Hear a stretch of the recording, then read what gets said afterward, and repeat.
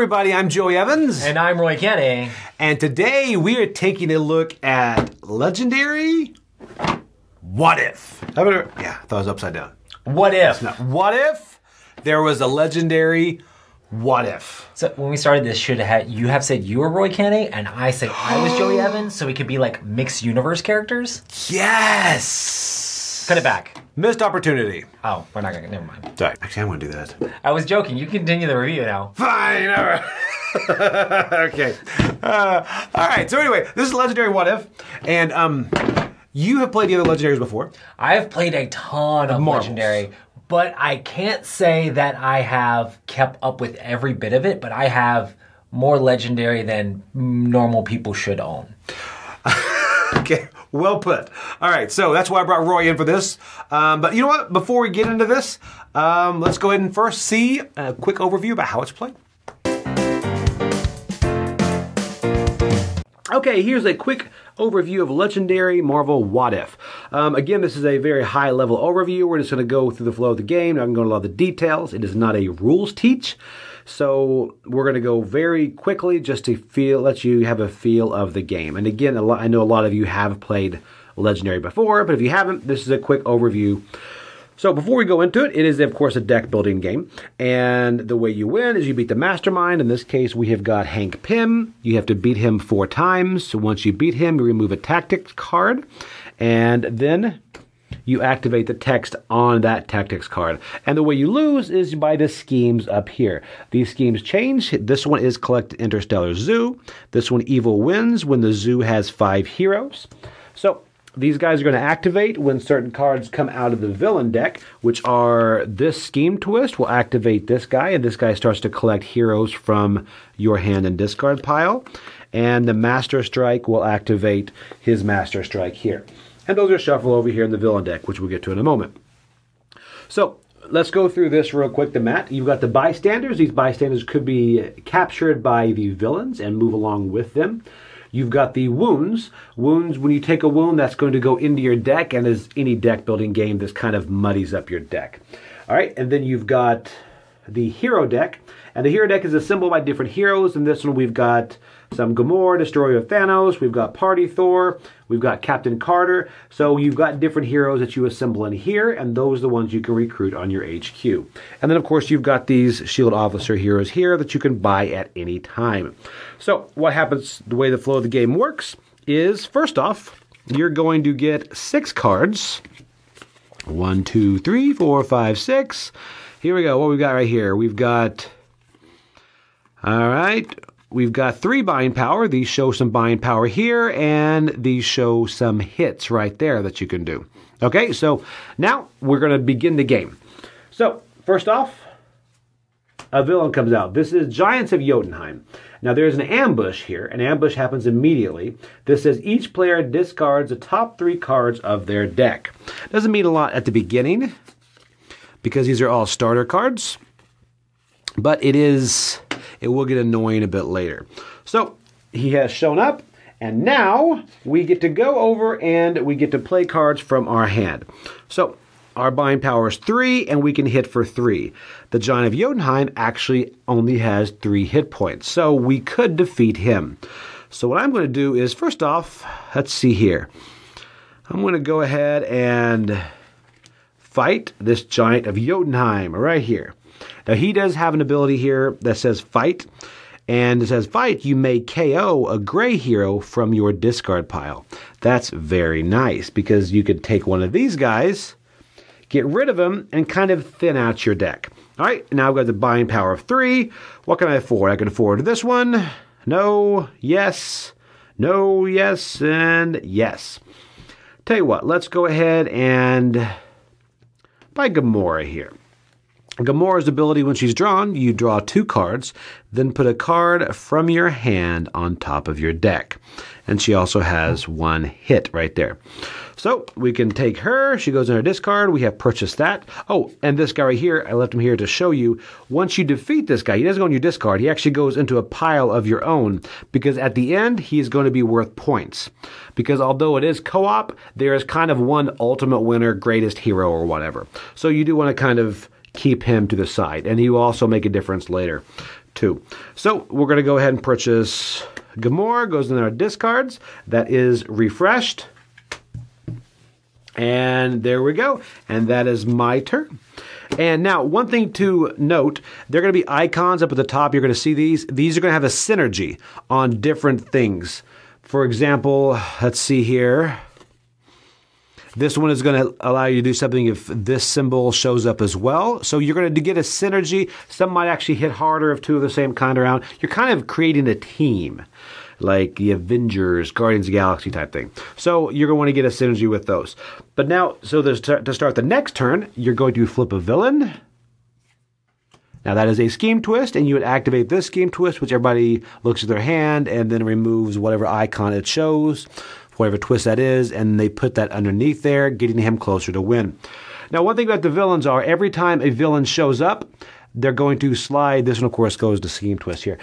Everything here is going to go ahead and just slide over. As there are more and more, they get pushed over there, and if it ever escapes, they might have a if escaped thing on there, but if not, then they're going to kill a hero down here. So that's pretty much how to play the game. Very simple, very straightforward. Again, beat the mastermind or lose the scheme. But now let's take a look at some of the cards that are a little bit different in this. Okay, real quick, I'm going to show you a couple of the cards here. We've got different schemes, like this is the one I had before. The scheme is Collect the Interstellar Zoo. You've got Marvel Zombie scheme. You've got Trash Earth with Hugest Party Ever scheme.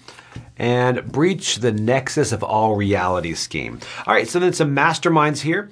You've got the masterminds of Scarlet Witch, and then all of her different mastermind tactics. Then you've got Killmonger right here. And then you've also got Ultron, in addition to Hank Pym, which we showed earlier. Now, I'm going to go into just a couple of the keywords that are different and unique, than not all of them. I'll let you discover some of that on your own.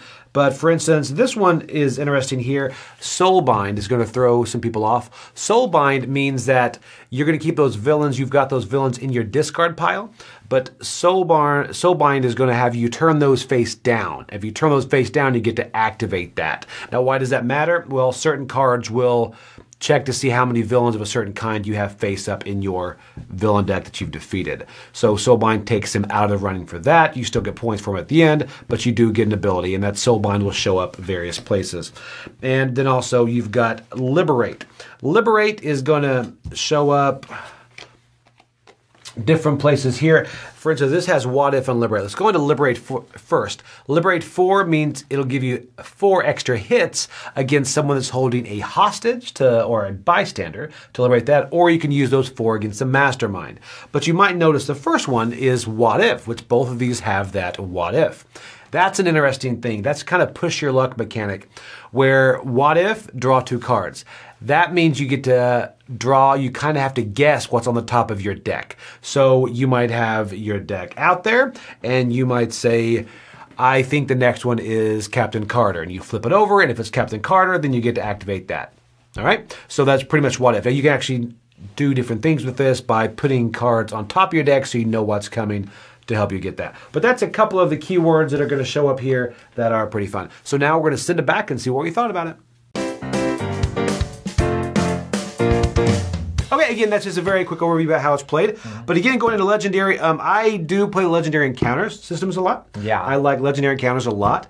As far as Legendary, I have played 007.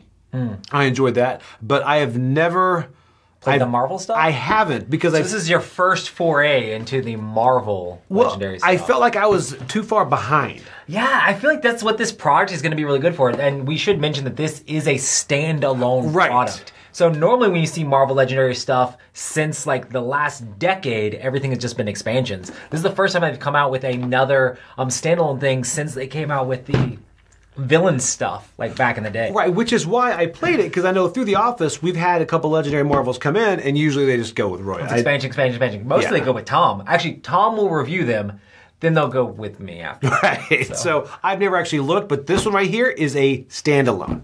So, and I was pretty excited about that, and I do love the What If series. Yeah, so this is all based off of the Disney, like, cartoony What If stuff. Right. And it has all of the, I guess, like, stills and art from that. How do you feel about, like, the look and the aesthetics of the game? I like the artwork a lot, and I like, I mean, it's not Oh, is it the stills from the actual cartoon? I think it's the stills from the actual show. I mean, that's what it looks like to me. Well, it blends in really well because it does. Now that I see it, I actually do see the things, and I like the variant characters in there. Like, I mean, the Marvel zombies show up, which is cool. Yes, yeah. I mean, Captain Carter, Apocalyptic Black Widow, I think. I know, even silly stuff like, oh, the scheme twists now have Scarlet Witch on them, all like zombie Scarlet Witch, all angry. Yeah. And, like, I'm such a big fan of Legendary, just seeing like new versions of the scheme twist or new versions of the Master Strikes and seeing how they've redone stuff in this is really cool.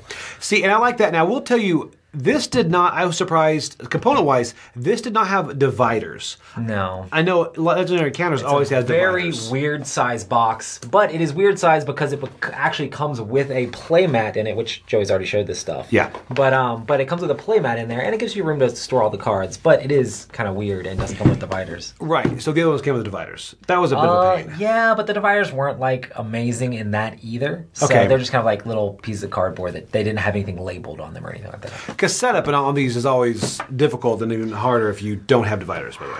Are we going into setup? All right, let's go into setup. So as far as worth it to hit for this to hit the table. So for me, I played Legendary probably around a year ago, and that was a lot of fun, but I forgot overall, for the most part, how grueling setup is for this game and teardown is for this game. It is one of the biggest things of like, yeah. I used to love Legendary. I was like, it's worth the setup, it's worth the setup. But after playing a lot of other Marvel games, that was back when Legendary was the only Marvel game out there. Now I'm like, man, I remember everybody always talked about setup and teardown. Setup and teardown is a beast in this game. It is. I don't find this as bad as encounters, like Alien encounters. I don't know. Legendary Alien and Predator I find to be tougher because there's even more stuff. There's more. So this was kind of a breath, like, oh wow, a little bit relaxing. So coming in from the different aspect. Yeah, so it's I'm coming at it from, I play Marvel Champions all the time now, and I put out a couple decks, and I'm like, we're ready to go. Well, that is true. I mean, compared to Champions, it is a lot more. Yeah. But then I do like the variability of this Legendary system that's not... Yes. In encounters, you're all tied to one movie. Right? You play Alien 1, then 2, then 3.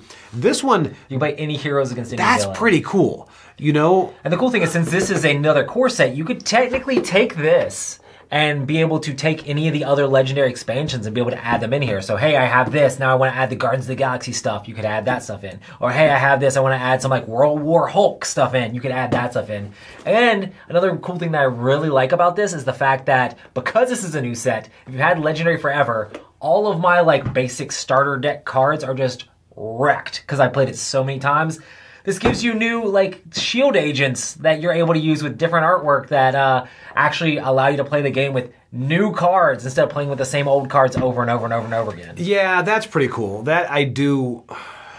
Yeah, I do like, man, make you look back and bring stuff into it. I like that variability and the fact that also some of the masterminds, they like to work with certain villains. Right. So it adds some variability there and things like that. How do you feel about the difficulty of the game?